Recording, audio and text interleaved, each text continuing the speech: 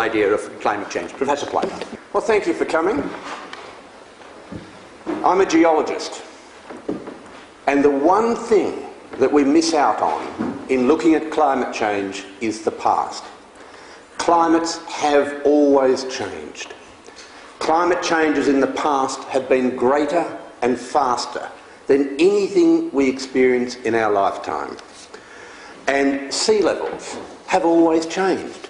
Not by the modest couple of millimetres that people are having conniptions about, but we've had in the past sea level changes of only 1,500 metres. That's a sea level change. And if we look back in the history of time, the atmosphere once had a very large amount of carbon dioxide in it. It's now got less than 0.04%. Where did that carbon dioxide go to? It went into chalk, limestone, shells and life. And we've been sequestering carbon dioxide out of the atmosphere for only 2,000 to 500 million years.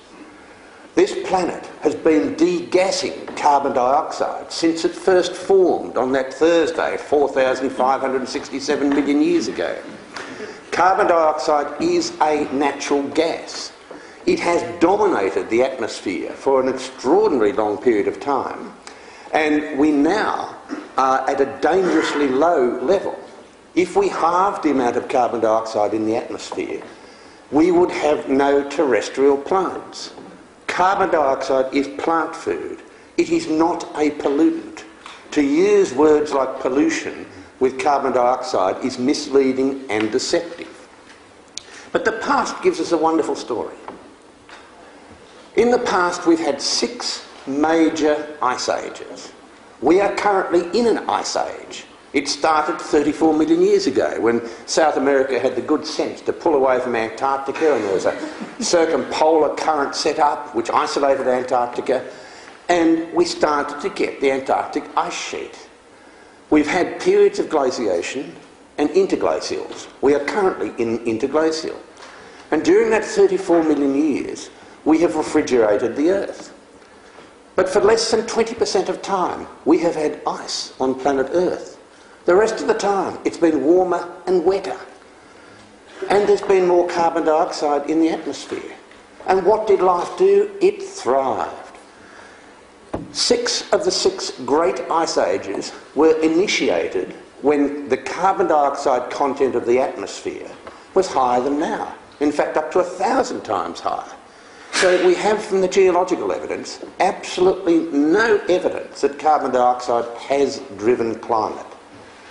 For some odd reason, the major driver of climate is that great ball of heat in the sky, which we call the sun.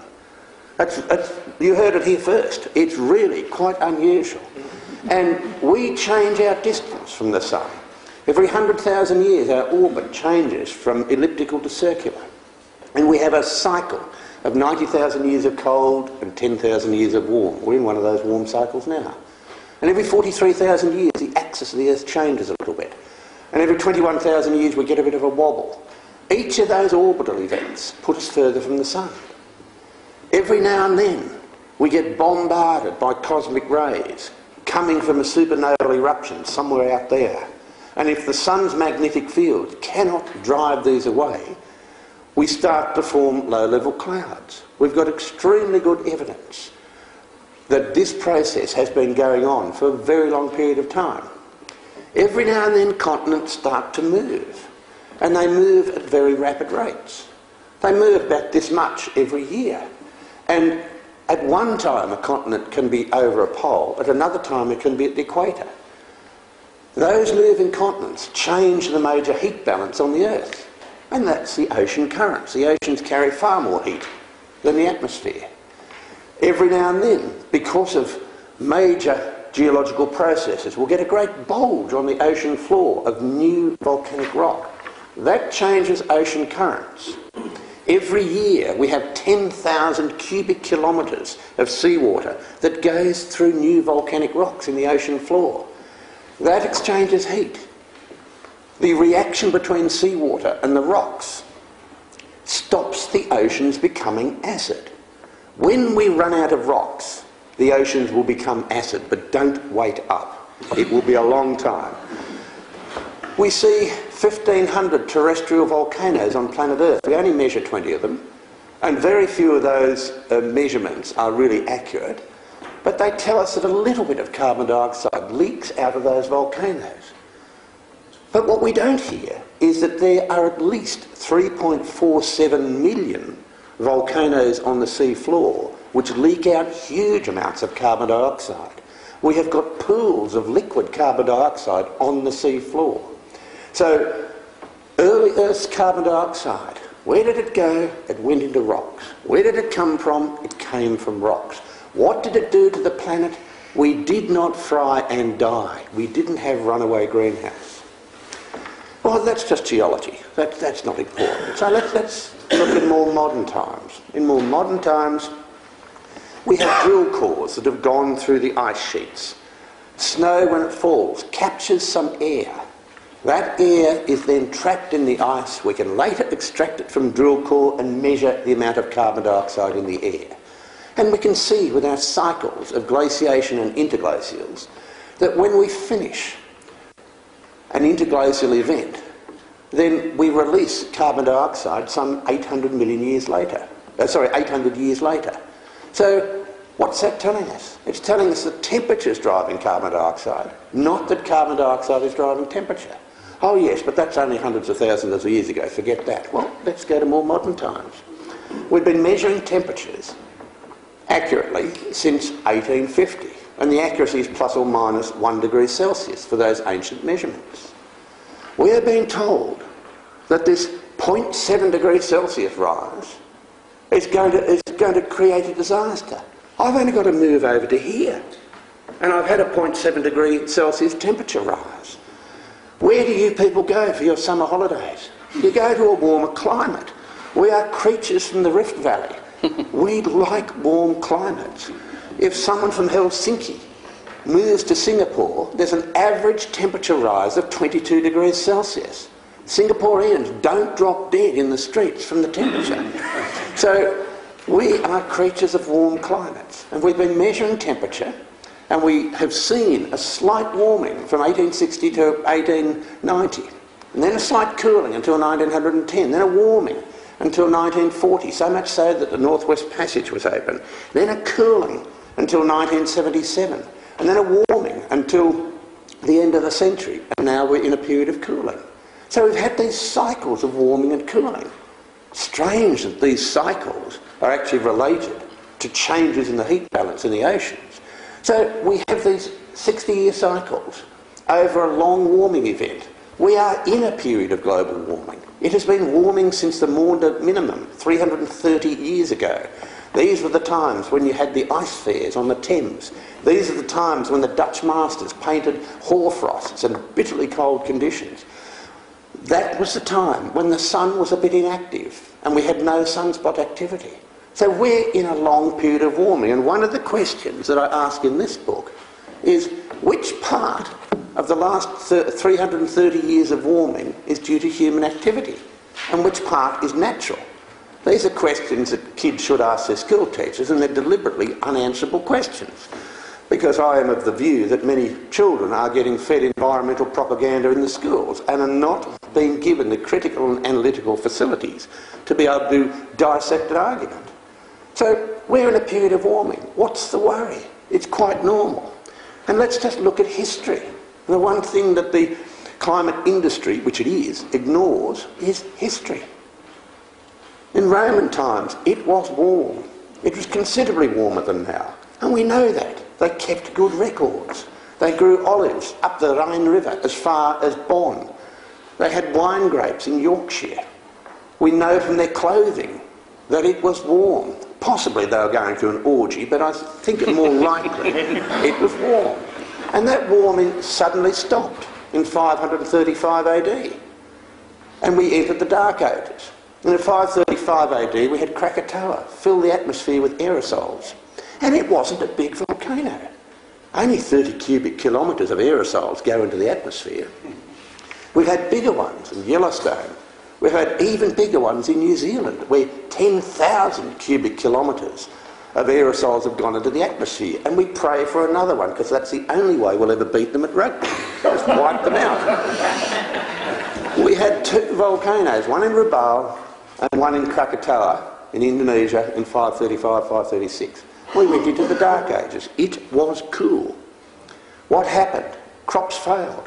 We starved. We had civil unrest. We had cannibalism. We broke out of that into the medieval warming. First to feel it was the Vikings. The seas became calmer. They could go further fishing. They actually went to Newfoundland, which they called Vinland. In Greenland, grapes and barley were growing. In Greenland, the graves were deep because there was no permafrost. It was a wonderful, benign climate, 5 degrees warmer than now. Eric the Red was saying, come to Greenland, it's a wonderful climate, and it was.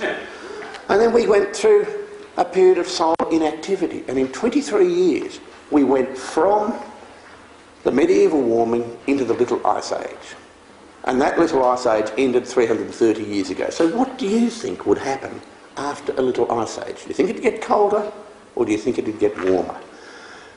The only reason that the arguments of science have got any traction in society is that they have been related to the last 30 years or 40 years of temperature measurements. I see with great interest the Met Office is telling us that this is the hottest year on record, but you might be on a different calendar to me, but I don't think this year's finished yet. And this time last year I was in London, as I was the time before, the year before, and it was miserable. It was cold. It was very cold. So those sort of predictions made just before a big climate conference, one has to be very sceptical of. So in science, scepticism is not a pejorative word.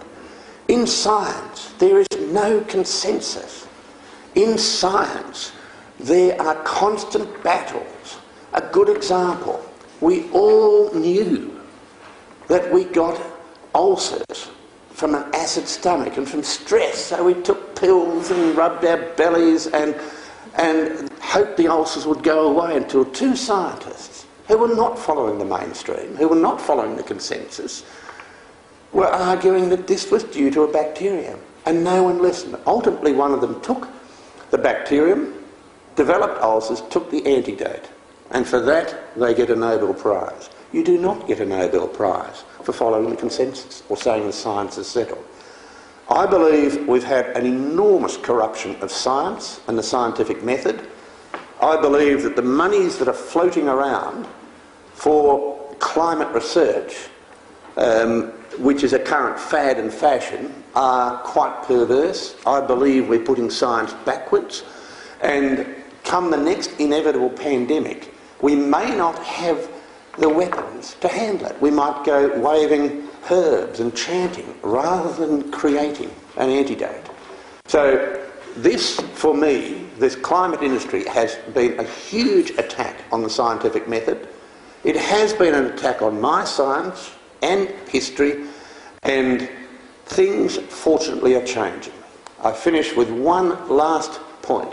You've got your Climate Change Act. We've just had a carbon tax in Australia. 19 bills went through Parliament, and our carbon tax is to lower the emissions of carbon dioxide from our employment-generating industries in Australia. And it's wonderful. We've led the world in suicide. And our carbon tax is to knock down our emissions by 5%. Now, you can do the sums. And the sums are very simple. The IPCC says that 3% of annual emissions are from humans. Why is it that that 3% drives climate change is beyond me and not the other 97%, but that's another matter. Australia puts out 1.5% of the world's CO2 emissions.